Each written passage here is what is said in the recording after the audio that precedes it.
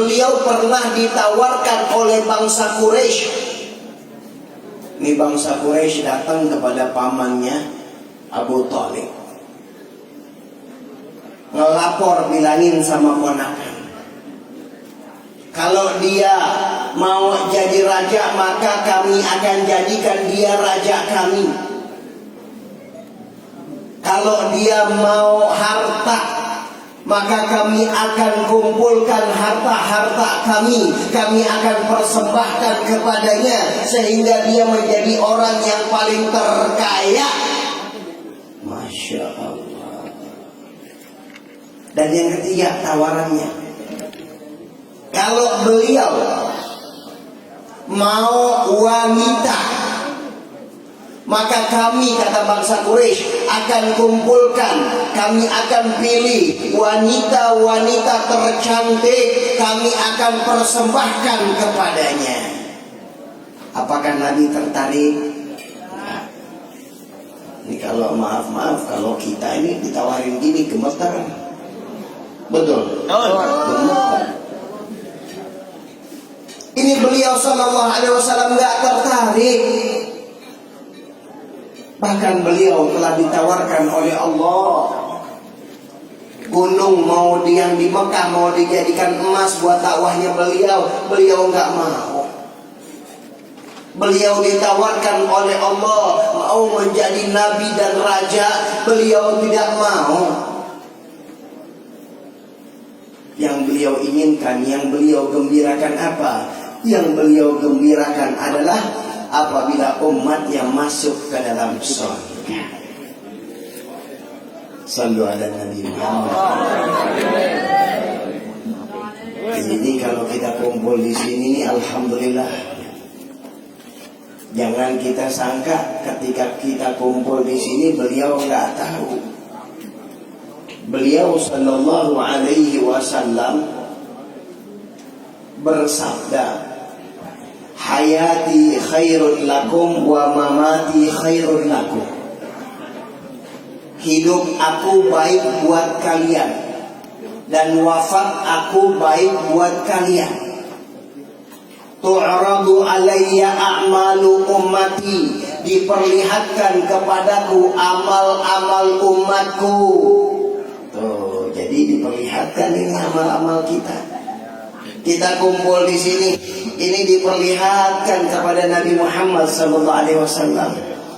Makanya alangkah beruntung kalau kita kumpul di sini untuk Nabi Muhammad. Alangkah bahagia kita di tempat yang seperti ini, di malam-malam hari umat Nabi Muhammad kumpul karena cinta kepada Nabi Muhammad SAW. Sungguh inilah yang menggembirakan hati Nabi Muhammad SAW, dan beliau tahu. Tu'radu alayya a'malu ummati, diperlihatkan kepadaku amal-amal umatku.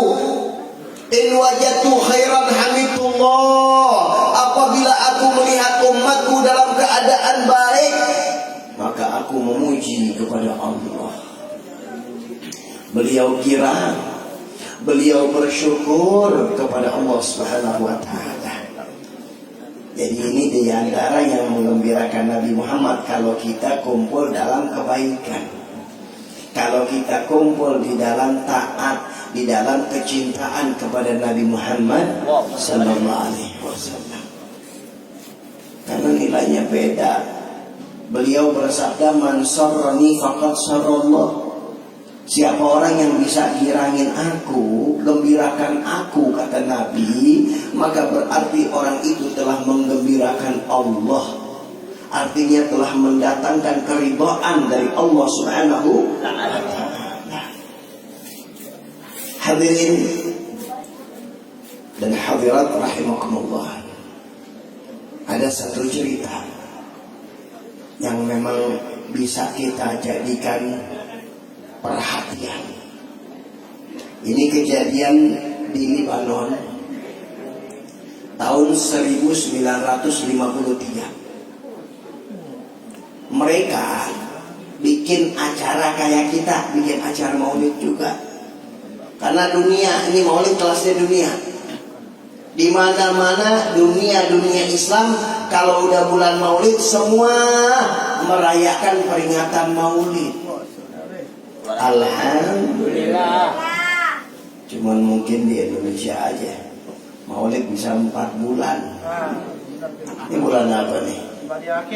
Rabiul Akhir Maulid. Tidak diajak. Ya, Rajab masuk lagi gabung Maulid sama Isra. Masya Allah.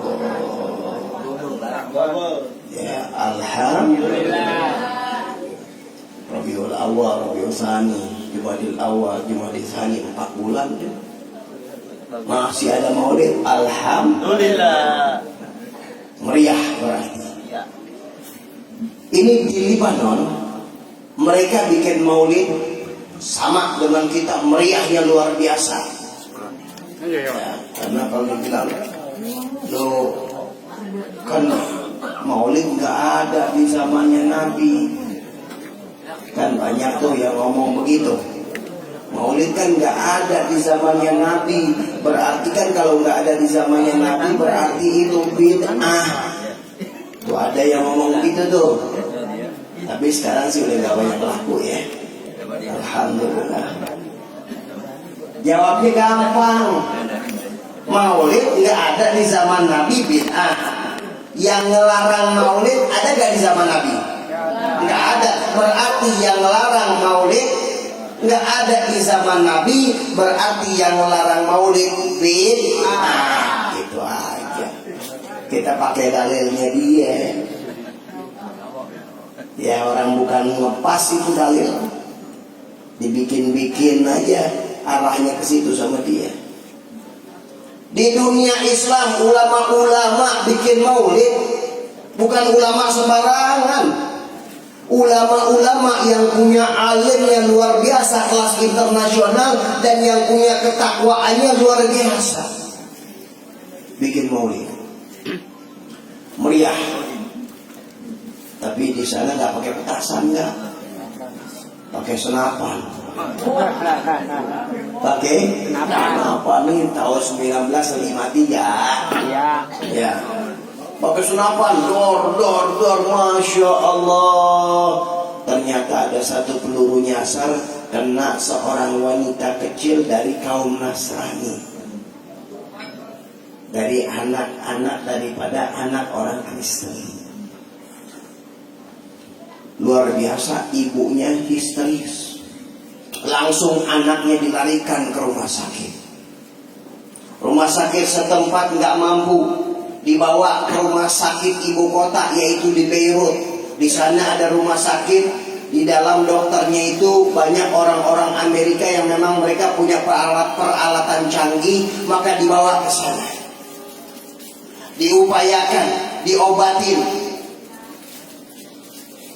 Tapi subhanallah, ini anak semakin ngedrop, semakin turun kemampuan kesehatannya, yang akhirnya ini anak sudah tidak bisa apa-apa lagi. Dokternya pun sudah angkat tangan. Ini ibu kebingungan, sedih, bingung, campur gelisah, campur hati yang tidak menentu. Akhirnya ini ibu mengucapkan, ya Muhammad, aina anta? Muhammad, kemana engkau? Ya man yusammuka rasulul muslimin, bukankah engkau yang disebut rasulnya orang Islam? Ta'aluna, coba ke sini, lihat umatmu membunuh anakku, umatmu merayakan hari kelahiranmu, tapi sampai membunuh anakku. Sedih ibu. Ibu ini ngomong begitu, selesai dokternya keluar. Dokter keluar dengan mengatakan, wahai ibu, silakan kau jumpa kepada anakmu untuk yang terakhir kali. Kami tim medis sudah tidak sanggup. Anakmu sekarang sudah dalam keadaan sakaratul maut. Silakan kau jumpa dengan pengucapan salam terakhir kepada anakmu. Berat ibunya.